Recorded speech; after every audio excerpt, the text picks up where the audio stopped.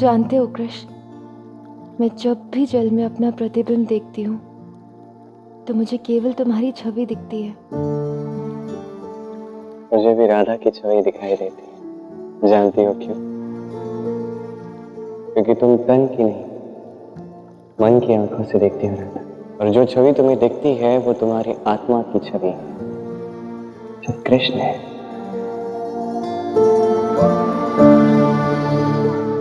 तो क्या ये भी तुम्हारी माया है? ये केवल प्रेम का एक सत्य है। प्रेम ऐसी छोटी छोटी माया से अपनी प्रबलता का प्रमाण दे देता है।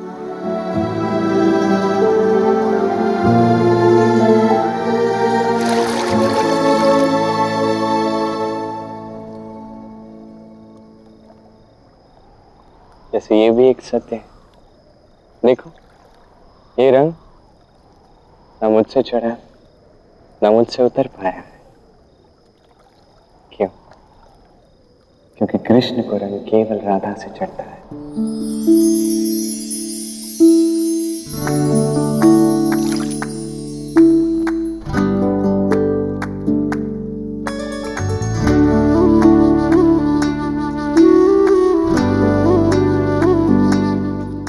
और केवल राधा से ही उतरता है, और राधा पर भी केवल कृष्ण का ही रंग चढ़ता है।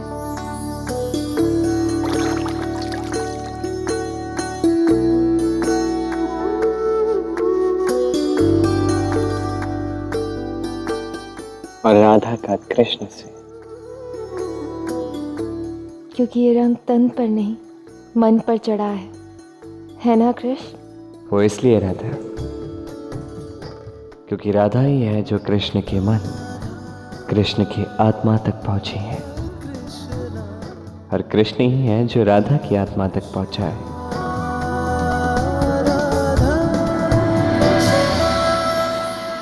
कृष्ण, ये अध्याय तो पूर्ण हो गया, अब क्या? अभी के लिए इन क्षणों को मुझे जीने तो राधा।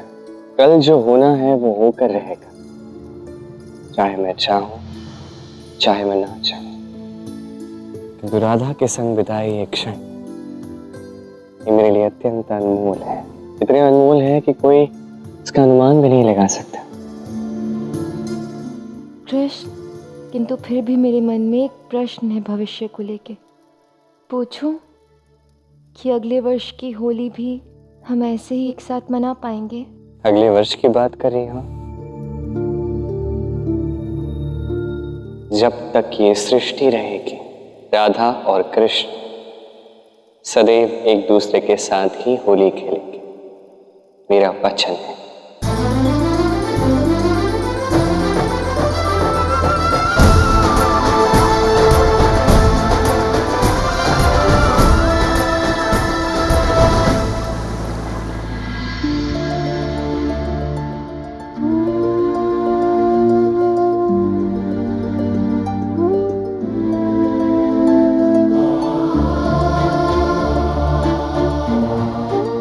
आज आपको मेरे आने का आभास नहीं हुआ श्री कृष्ण?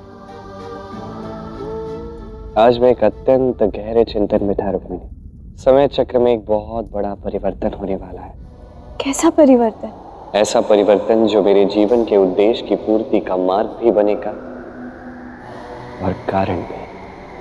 आपको समय के साथ सब पता चल जाएगा। वैसे आप नीचे मेरे चरणों के पास क्यों बैठे?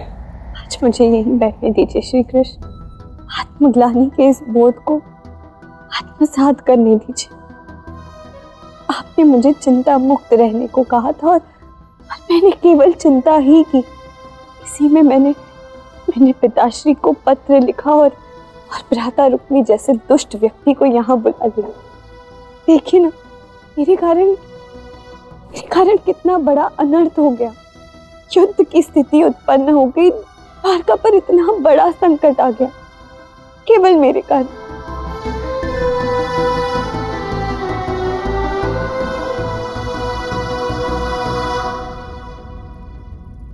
जो भी हुआ उसके लिए स्वयं को दोष मत दीजिए। जीवन में हार होती ही है, हर एक मनुष्य से भूल होती ही है, किंतु हर हार और हर भूल से एक अमूल्य सीख मिलती है। इस सीख को पाकर इसे आचरण में लाकर बस आगे बढ़ना होता है और कुछ नहीं। मैं तो यही सीखी हूँ श्री कृष्ण कि आप जो कुछ भी कहते हैं भूत, वर्तमान और भविष्य के विषय में सोच कर ही कहते हैं। इसलिए आपकी किसी भी बात को यूं ही नहीं लेना चाहिए। ये वाणी तो ईश्वर की देन है रुक्मिणी, और जो कुछ भी कहते हैं हमें सोच समझ कर ही कहना चाहिए। क्या अब आप जब ये सीख पा चुकी हो तो इस आत्मज्ञानी से स्वयं को मुक्त करो। श्री कृष्ण, भ्राता रुक्मी ने द्वारका के विरुद्ध बहुत बड़ा अपराध किया है। भले ही वो मेरे भ्राता हैं, किंतु फिर भी मैं चाहती हूँ कि आप उन्हें कड़ा दंड दें। आप अकेली नहीं हो जो इसके विषय में ये सोच रही हो, कोई और भी है जो इस कार्य में लगा हुआ है। सत्यभामा के लिए मैंने इतना बड़ा आक्रमण रोक लिया, किंतु उसने मेरे साथ विश्वासघात किया। अभी तो तेरे साथ कुछ भी बुरा हुआ ही नहीं है रुक्मी, अभी तो इससे भी बहुत अधिक बुरा होना शेष है मूर्ख। अवसर था मेरे पास कृष्ण पर विजय प्राप्त करने का, किंतु वो तो मैंने खो दिया, और सत्यभामा ने भी मुझसे विवाह नहीं किया। अब इससे अधिक बुरा और क्या हो सकता है।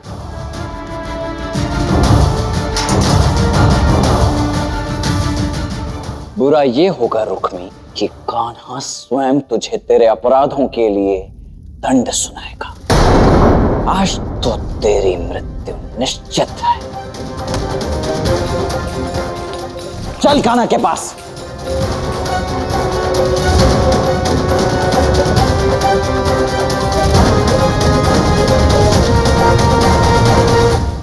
ये लो कान्हा, ये रहा वो दुष्ट कपटी विश्वासघाती।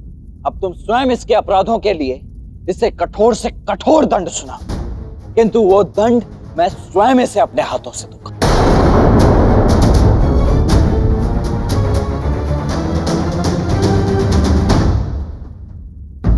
कितना स्नेह दिया मैंने आपको, कितनी कठिनाइयों के बाद पुनः आप पर विश्वास कर आपको क्षमा किया। आप इतने दुष्ट निकले कि अपनी ही बहन के घर आप युद्ध करने चले आए। आपने एक बार भी मेरे विषय में नहीं सोचा ना। मैं आपकी बहन हूं, ये मेरा परिवार है, किंतु आपको अपने स्वार्थ और झूठे अहंकार के आगे और कुछ भी नहीं दिखाई दिया। मन तो कर रहा है कि मैं स्वयं ही आपको दंड दूं, किंतु नहीं। आप हैं तो मेरे भ्राता ना।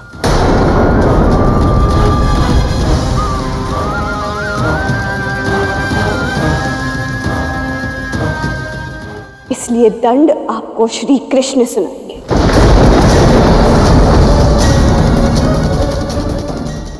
कान्हा, मैं तो कहता हूं कि इसे द्वारका के पीछे गहरे समुद्र में फेंक देते हैं। वहां के विशाल और भयानक नरभक्षी मत्स्य जीव जब इसे नोच नोच कर खाएंगे ना, तो इसके भीतर की ये युद्ध की इच्छा भी पूरी हो जाएगी। नहीं, मुझे क्षमा कर दो मुझे श्री कृष्ण, मुझे क्षमा कर दो मुझे श्री कृष्ण, ये बता दे दो मुझे। मैं चाहता हूं तुम शांत हो जाओ रुक्मी, और एक बार देखो तुम्हारे आसपास हो क्या रहा है। विश्वासघात का ये कर्म व्यक्ति को क्या देता है? अपमान, घृणा। तुम्हारे समक्ष तुम्हारी बहन रुक्मिणी खड़ी है, जिसने तुम्हें अथाह स्नेह दिया, जिस पर तुमने अथाह अत्याचार किए। तत्पश्चात भी उसने तुम पर विश्वास किया, पुनः अथाह स्नेह दिया। तत्पश्चात भी तुमने उसके साथ छल किया, विश्वासघात किया। आज उसी बहन के समक्ष तुम इस प्रकार बंदी बने पड़े हो, और उसी के समक्ष तुम अपने जीवन की भीख मांग रहे हो। इससे बड़ा अपमान क्या होगा रुक्मिणी? मैं चाहता तो इसी क्षण तुम्हें मृत्युदंड दे सकता था, किंतु इससे कुछ लाभ नहीं होगा। मैं चाहता हूं कि तुम्हारा समस्त जीवन इसी अपमान के साथ व्यतीत करो।